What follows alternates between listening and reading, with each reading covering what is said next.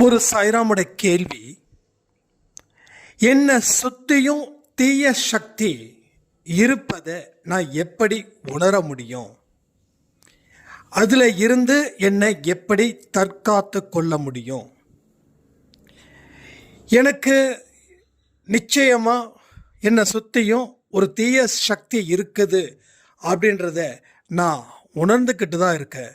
இது நானே ஏற்படுத்திக்கிட்ட ஒரு கற்பனையா இல்லை உண்மையாகவே இருக்குதா அப்படின்னு ஒரு சாய்ராம் ஒரு கேள்வியை வச்சிருந்தாங்க. இது எல்லா மனுஷனுக்கும் இந்த கேள்வி இருக்குது. அவங்க சொன்னதில் என்ன ஒரு விஷயம்னா, 100க்கு 100 தீய சக்தி உங்ககிட்ட இருக்குது. அந்த தீய சக்தி என்னெல்லாம் உங்களை செய்யும் தெரியுமா? எந்த ஒரு முன்னேற்றத்தையும் நீங்கள் அடையக்கூடாதுன்னு அது ரொம்ப தெளிவாக யோசித்து செயல்படுத்தும். உங்களை அடிக்கடி கீழே தள்ளிக்கிட்டே இருக்கும். உங்களுடைய அவநம்பிக்கையை பல மடங்கு பெருக்கும். அது உங்களை வாழவே விடாது.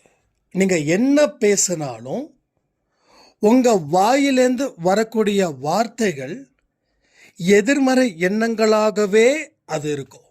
எதிர்மறை எண்ணங்களையே அது கொடுக்கும். ஸோ மற்றவங்களை பார்த்து பொறாமப்பட வைக்கும். அடிக்கடி எல்லார் மேலேயும் கோபமும் எரிச்சலையும் அது கொடுக்கும். உங்களை அடிக்கடி செத்து போயிடலாமே அப்படின்ற ஒரு விஷத்தையும் அது விதைக்கும். ஸோ இதை வச்சே நம்ம கண்டுபிடிச்சிடலாம் நமக்குள்ளே ஒரு தீய சக்தி இருக்குதுன்னு. உலகத்தில் 2 சக்தி தான். ஒன்று நல்ல சக்தி, இன்னொன்று தீய சக்தி. ஸோ நல்ல சக்தி நல்லதை மட்டும் கொடுக்கும், தீய சக்தி தீயதை மட்டும் கொடுக்கும். சரி, இதை எப்படி விரட்டலாம்? இதை விரட்டுவதற்கு ஏதாவது பூஜை, ஏதாவது மந்திரம் எல்லாமே இருக்கா அப்படின்னா நிச்சயமாக இருக்குது. 100% இருக்குது. மனதளவில் தயார் செய்வதற்கு நம்ம பல விஷயத்த சொல்லிட்டோம் அன்பே சாயில். அதை ரிப்பீட் பண்ண வேண்டாம்னு நினைக்கிறேன். சரி, எந்த மாதிரியான பூஜைகள்? அதுக்கு தான் நான் சொல்கிறேன், அதிகாலை 4 மணிக்கு நீங்கள் கடவுளை காத்திருந்து வழிபடணும். காத்திருந்து வழிபடுறது மிக மிக மிக மிக முக்கியமான ஒரு விஷயம்.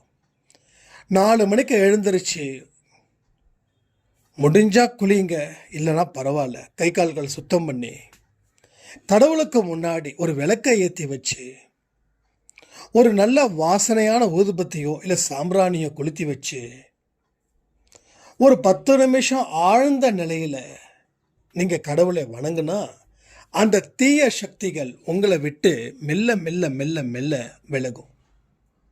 ஸோ தீய சக்திகளோட பிறப்பிடமே என்னது? நம்ம மனசு தான். அதில் இருந்து தான் அத்தனை தீய சக்திகளும் புறப்படுது.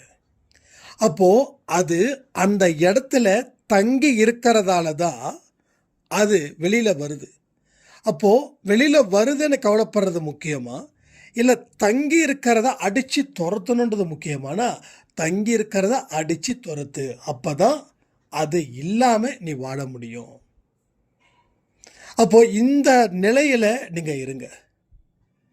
4 மணிக்கு எழுந்திருச்சு இல்லை 5 மணிக்கோ மேக்ஸிமம் ஒரு 6க்குள்ளே முடிச்சிருங்க. அதை ரெகுலர் பண்ணுங்கள்.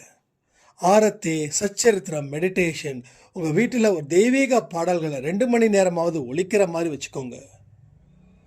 தெய்வீக சிந்தனையிலே இருங்க. கடவுளோட வார்த்தைகளை என்றைக்குமே ஹேண்டில் பண்ணுங்க. ஸோ இந்த மாதிரி விஷயங்கள் மூலமாக கொஞ்சம் கொஞ்சமாக அதை விரட்டலாம். ஏன்னா அது பெரிய அளவில் வளர்ந்துருக்குது. அதை ஒரே ஒரு பூஜைகளால் மட்டும் அதை விரட்ட முடியாது. அந்த எந்த அளவுக்கு வளர்ந்துருக்குதோ அத்தனை வகைகளான பூஜைகள் தேவை. பூஜைகள்னால் அந்த மாதிரி டெய்லியும் பூஜைகள். ஏதாவது ஒரு புஷ்பம், சாமியோட பூவை எடுத்து வைக்கலாம், சாமியை அலங்கரிக்கலாம்.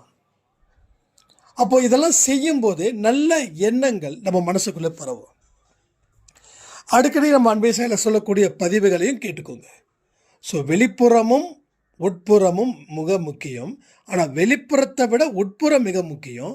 ஆனால் உட்புறத்தை சரியாக பயன்படுத்திக்க முடியல, அது ரொம்ப கனமாக இருக்குது, ரொம்ப கடினமாக இருக்குது அப்படின்னு சொல்கிறவங்க வெளிப்புறத்தை கொஞ்சம் கொஞ்சமாக கடைப்பிடிச்சு அதுக்கப்புறமா உட்புறத்தில் உங்கள் மனதை திருப்புங்க.